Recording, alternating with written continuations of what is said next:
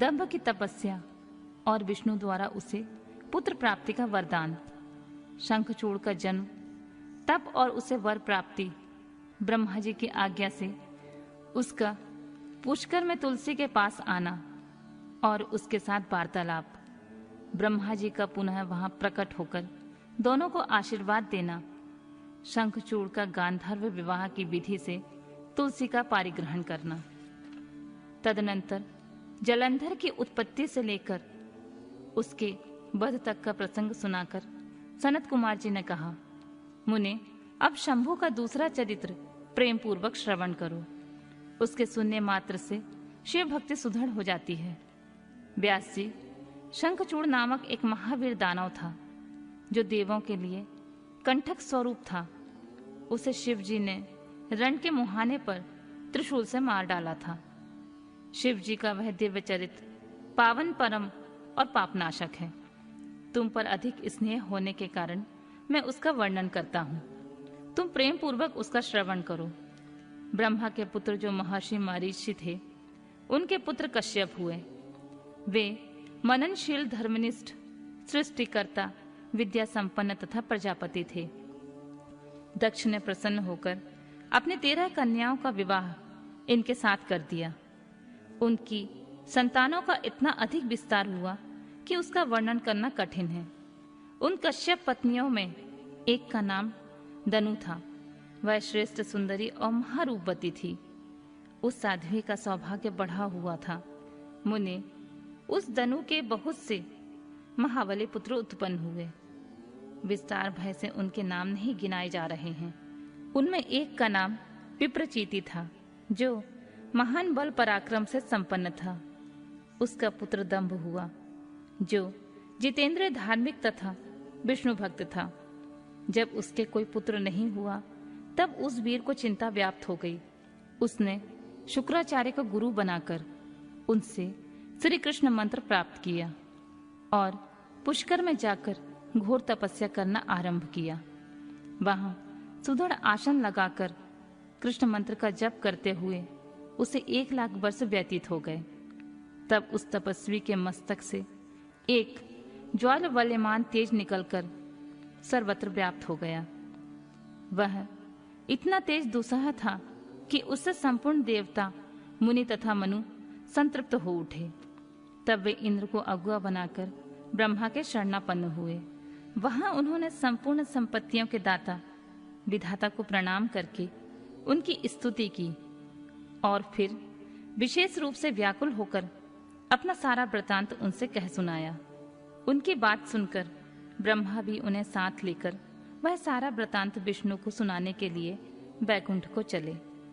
वहां पहुंचकर सब लोगों ने त्रिलोकी के अधीश्वर तथा रक्षक परमात्मा विष्णु को विनीत भाव से प्रणाम किया और फिर हाथ जोड़कर उनकी स्तुति करने लगे। देवादिदेव, हमें पता नहीं है यहाँ कौन सा कारण उत्पन्न हो गया है। हम किसी के तेज से संतृप्त हो उठे हैं, यह आप ही बतलाइए। दीन बंधु, अपने दुखी सेवकों के रक्षक तो आप ही हैं। अतः शरण दाता रमानाथ, हम शरणागतों की रक्षा कीजिए, रक्षा कीजिए। सनत कुमार जी कहते हैं, मुने, ब्रह्मा आदि देवताओं के वचन को सुनकर शरणागत वत्सल भगवान विष्णु मुस्कुराए और प्रेम पूर्वक बोले, अमरो, शांत रहो, घबराओ मत, भयभीत ना हो। कोई उलट पुलट नहीं होगा, क्योंकि अभी प्रलय का समय नहीं आया है। यह तेज तो दंभ नामक दानव का है, जो मेरा भक्त है और पुत्र की कामना से तप कर रहा है। मैं उसे वरदान देकर शांत कर दूंगा। सनत कुमार जी कहते हैं, मुने, भगवान विष्णु के यूं कहने पर ब्रह्मा आदि देवताओं की व्यग्रता जाती रही। वे सभी धैर्य धारण करके अपने अपने धाम को लौट गए। उधर भगवान अच्युत भी वर प्रदान करने के लिए पुष्कर को चल दिए, जहां वह दंभ नामक दानव तप कर रहा था। वहां पहुंचकर श्री हरि ने अपने मंत्र का जप करने वाले भक्त दंभ को सांत्वना देते हुए मधुर वाणी में कहा, वर मांग। तब विष्णु का उपयुक्त वचन सुनकर उन्हें आगे उपस्थित देखकर दंभ बड़ी भक्ति के साथ उनके चरणों में लोटपोट हो गया और बारंबार उनकी स्तुति करते हुए बोला, देवाधिदेव कमल नयन, आपको नमस्कार है। रमानाथ, मुझ पर कृपा कीजिए। त्रिलोकेश, मुझे ऐसा वीर पुत्र दीजिए जो आपका भक्त तथा महान बल से पराक्रम से संपन्न हो और त्रिलोकी को जीत ले, परंतु देवता उसे पराजित न कर सके। सनत कुमार जी कहते हैं, मुने, दानव राज दंभ के यूं कहने पर श्री हरि ने उसे वह वर दे दिया और उस घोर तप से उसे निवृत्त करके स्वयं अंतर ध्यान हो गए।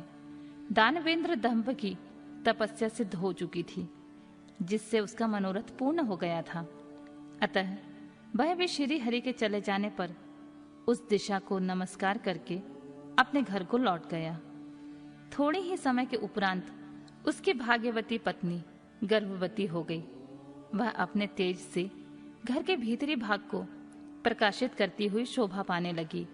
मुने, श्री कृष्ण के पार्षदों का अग्रणी जो सुदामा नामक गोप था, जिसे राधा जी ने शाप दे दिया था, वही उसके गर्भ में प्रविष्ट हुआ।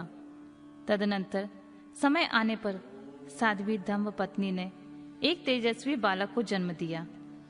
तब पिता ने बहुत से मुनीश्वरों को बुलाकर उसका विधि पूर्वक जात कर्म आदि संस्कार संपन्न किया। द्विजोत्तम, उस पुत्र के उत्पन्न होने पर बहुत बड़ा उत्सव मनाया गया। फिर शुभ दिन आने पर पिता ने उस बालक का शंखचूड़ ऐसा नामकरण किया। वह अपने पिता के घर में शुक्ल पक्ष के चंद्रमा की भांति बढ़ने लगा।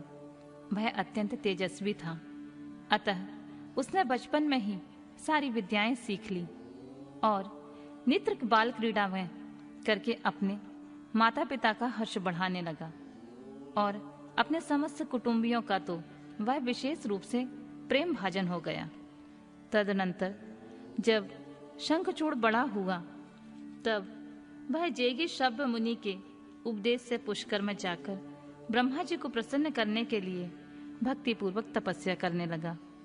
उस समय वह एकांत मग्न होकर अपनी इंद्रियों को काबू में करके गुरुपदिष्ठ ब्रह्म विद्या का जप करता रहा। यूं पुष्कर में तपस्या करते हुए दानवराज शंखचूड़ को वर देने के लिए लोक गुरु एवं ऐश्वर्यशाली ब्रह्मा शीघ्र वहां पधारे और उस दानवेंद्र से बोले, वर मांग।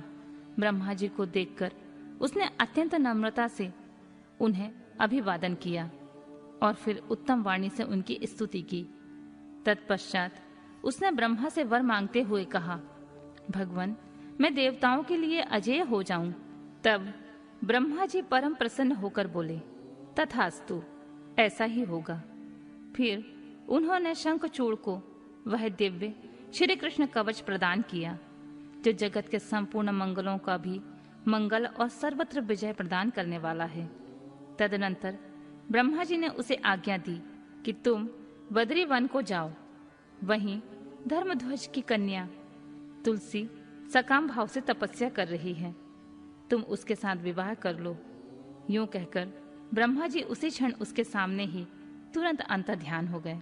तब तपः सिद्ध शंखचूड़ ने भी, जिसके सारे मनोरथ तपोबल से पूर्ण हो चुके थे और मुख पर प्रसन्नता खेल रही थी, पुष्कर में ही उस जगत के मंगलों के भी मंगल स्वरूप कवच को गले में बांध लिया और ब्रह्मा के आज्ञा अनुसार वह तत्काल ही बद्र का आश्रम को चल पड़ा। वहां दानव शंखचूड़ सहसा उस स्थान पर जा पहुंचा जहां धर्मध्वज की पुत्री तुलसी तप कर रही थी। सुंदरी तुलसी का रूप अत्यंत कमनीय और मनोहर था। वह उत्तम शील से संपन्न थी। उस सती को देखकर शंखचूड़ उसके समीप ही ठहर गया और मधुर वाणी में उससे बोला, सुंदरी, तुम कौन हो? किसकी पुत्री हो? तुम यहाँ चुपचाप बैठकर क्या कर रही हो? यह सारा रहस्य मुझे बतलाओ। सनत कुमार जी कहते हैं, मुने, शंखचूड़ के ये सकाम वचन सुनकर तुलसी ने उससे कहा। तुलसी बोली, मैं धर्मध्वज की तपस्विनी कन्या हूँ और यहाँ तपोवन में तप कर रही हूँ। आप कौन हैं? सुखपूर्वक अपने अभीष्ट स्थान को चले जाइए, क्योंकि नारी जाति ब्रह्मा आदि को भी मुंह में डाल देने वाली होती है।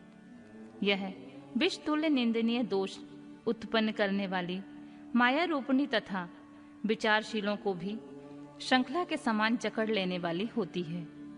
सनत कुमार जी कहते हैं, महर्षि, तुलसी जब इस प्रकार की रस भरी बातें कहकर चुप हो गई, तब उसे मुस्कुराती देखकर शंखचूड़ ने कहना आरंभ किया, देवी, तुमने जो बात कही है वह सारी की सारी मिथ्या हो। ऐसी बात नहीं है, उसमें कुछ सत्य है और कुछ असत्य भी। इसका विवरण मुझसे सुनो। शोभने, जगत में जितनी पतिव्रता नारियां हैं उनमें तुम अग्रणी हो। मेरा तो ऐसा विचार है कि जैसे मैं पाप बुद्धि कामी नहीं हूं, उसी प्रकार तुम भी काम पराधीना नहीं हो। फिर मैं इस समय ब्रह्मा जी की आज्ञा से तुम्हारे समीप आया हूं और गांधर्व विवाह की विधि से तुम्हें ग्रहण करूंगा। भद्रे, क्या तुम मुझे नहीं जानती हो?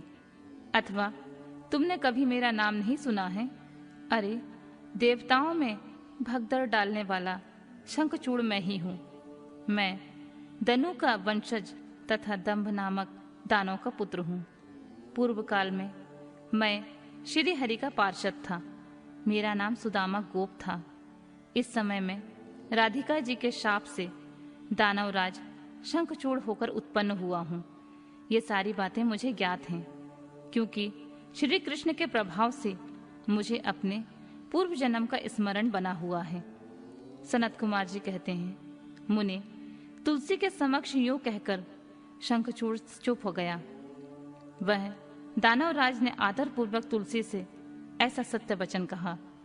तब वह परम प्रसन्न हुई और मुस्कुराकर कहने लगी, भद्र पुरुष, आज आपने अपने सात्विक विचार से मुझे पराजित कर दिया है।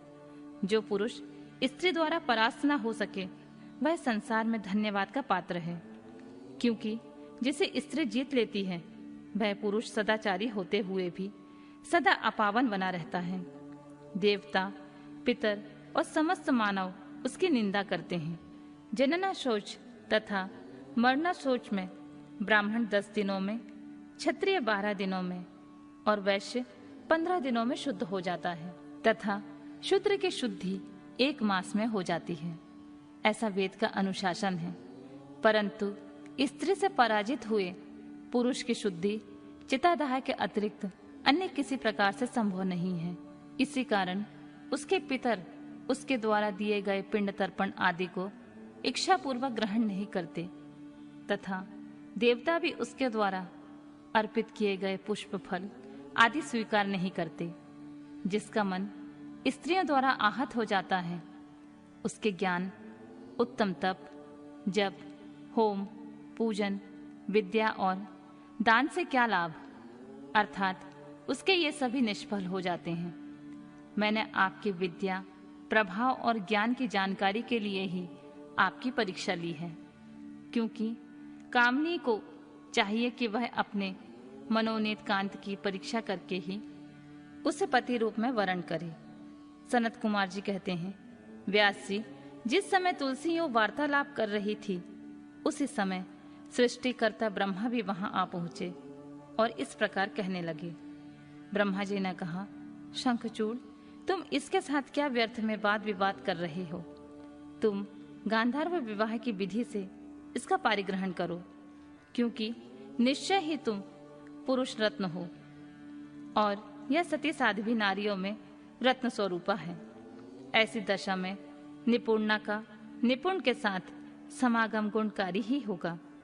फिर तुलसी की ओर लक्ष्य करके बोले, सती साध्वी तुलसी, तू ऐसे गुणवान कांत की क्या परीक्षा ले रही है? यह तो देवताओं, असुरों तथा दानवों का भी मान मर्दन करने वाला है।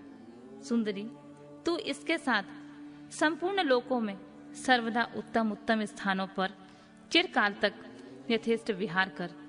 शरीरांत होने पर यह पुनः गोलोक में श्री कृष्ण को प्राप्त होगा और इसकी मृत्यु हो जाने पर तू भी वैकुंठ में चतुर्भुज भगवान को प्राप्त करेगी। सनत कुमार जी कहते हैं, मुने, इस प्रकार का आशीर्वाद देकर ब्रह्मा अपने धाम को चले गए। तब दानव शंखचूड़ ने गांधर्व विवाह की विधि से तुलसी का पारिग्रहण किया। यूं तुलसी के साथ विवाह करके वह अपने पिता के स्थान को चला गया और मनोरम भवन में उस रमणी के साथ विहार करने लगा।